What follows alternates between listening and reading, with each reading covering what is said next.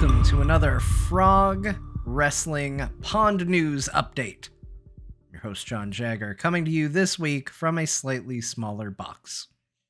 And hey, what a week it was for Frog Wrestling. Let's kind of go over what all happened, as got no new news as far as the organization is concerned. We're just going to keep rolling with things as they are.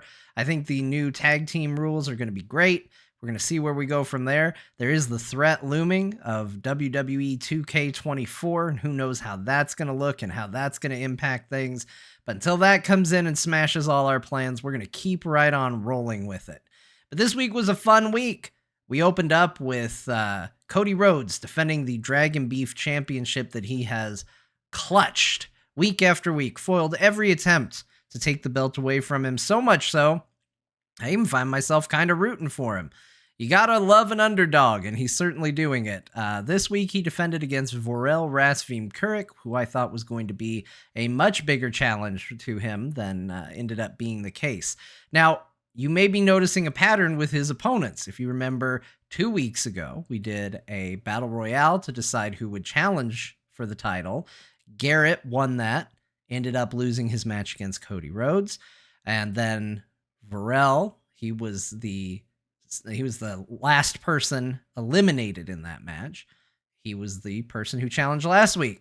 Does that mean that Ben, who took third in that Battle Royale, if such a thing matters, is going to be the challenger this week? I don't know. Maybe find out. If not Ben, John was also in that, but more on him / me in a minute. We also saw Kristen Ashton finish the fight with Dakota Kai. I am happy to say, any chance I get to kind of say, nope, we're focusing on Frog Wrestling now, I will take it. The interference is a fun thing. I think I could turn it off if I wanted to. I'm certainly going to try and keep it at a minimum. It's happening a little too frequently for my taste, but ultimately I do like when it happens. Like, it never happening is not enough. The frequency it's happening right now is a little too much. And so anytime we can kind of bury that, I think that that's a fun option and a fun road to go down. So Kristen settling her beef with Dakota Kai, it's finished. There's not going to be a repeat in that regard. So then we saw our tag team match that wasn't really a tag team match. Sorry, everybody. Was in the plans all along. Was never going to be anything other than a triple threat match. John Jagger and an absent Brian Dunaway going up against Tanner Goodman and Ben Bumhofer, which ended up being John by himself trying to defend against Ben and Tanner.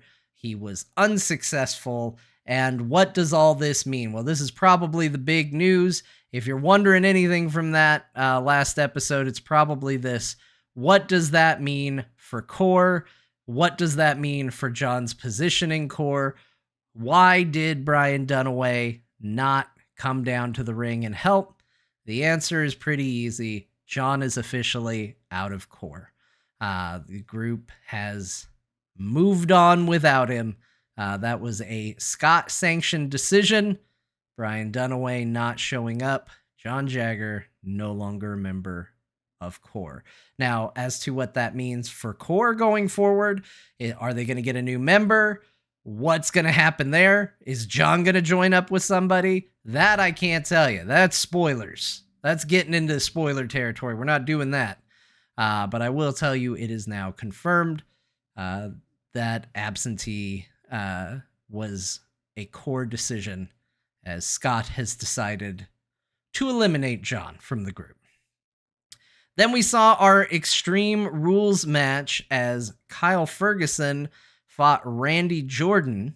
And this is the start of maybe a beef between Grinding Gear and the French Confection, as the chat room calls them. I really need to just lean into it. It's a fantastic name.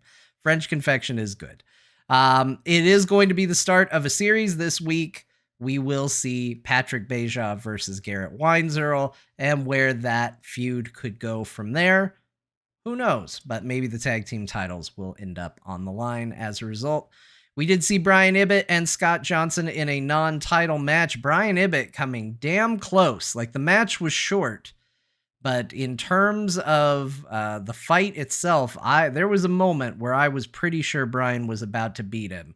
And then Scott reversed out of the Coverville, an amazing match, and he just carried the momentum from there. Can anybody bring Scott down a peg? There's plenty of people that want to. Scott is back, no longer injured.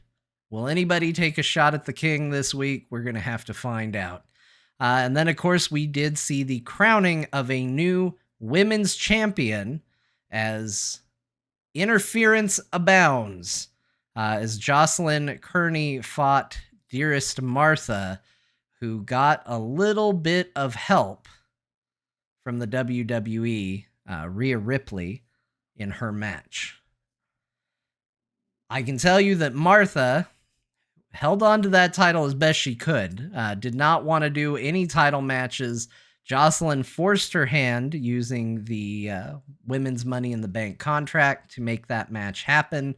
Martha not happy about it. Jocelyn plays a lot more fair, but where is everybody's loyalty? Rhea Ripley came out looking like she wanted to help Martha. Martha has certainly gotten lots of help from the WWE in the past. Dakota Kai most recently. Before that, Bianca Belair interfered in a match on Martha's behalf. Rhea Ripley, though, seemed to more just insert herself to make sure the match got won and the title changed hands. Are we looking at a potential Cody Rhodes situation? Is Rhea Ripley going to now challenge for the title? And if she gets it, who on earth could take the title off of her? Rhea Ripley is a force to be reckoned with.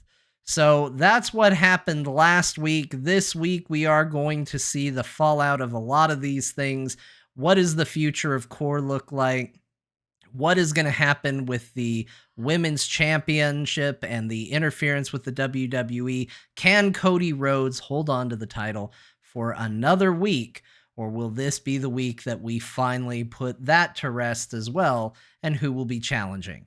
I'm really looking forward to it. I think it's going to be a great show. I will say, don't tell anybody I told you this. There will be title matches for sure. And I don't just mean the Dragon Beef Championship on the line. So I'm looking forward to it. I can't wait to see what happens. Is there a particular match you want to see? Is there something coming up that you just are dying to have happen? And you're like, John, why can't you see it? You're too close to the product, man. You don't know what the fans are craving. Get in the comments. Let me know. If you enjoy these news segments, give it a like. If you're not following the channel, make sure you do that. And I will catch you all next week for another Pawn News update in the world of frog wrestling. Bye, everybody.